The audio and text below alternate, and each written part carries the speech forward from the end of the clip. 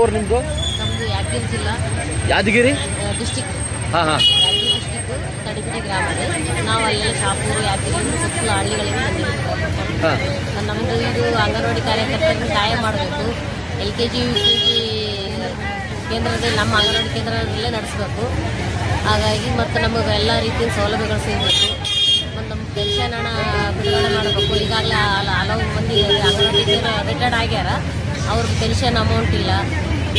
Graduate ಹಣ ಬಿಡುಗಡೆ ಮಾಡಬೇಕು. ಇನ್ನು ಅನೇಕ ಭಾಳ ಸಮಸ್ಯೆಗಳು, ಬೇಡಿಕೆಗಳು ಈಡೇರಿಸ್ಬೇಕಂತ ಬಂದಿದ್ದೀವಿ.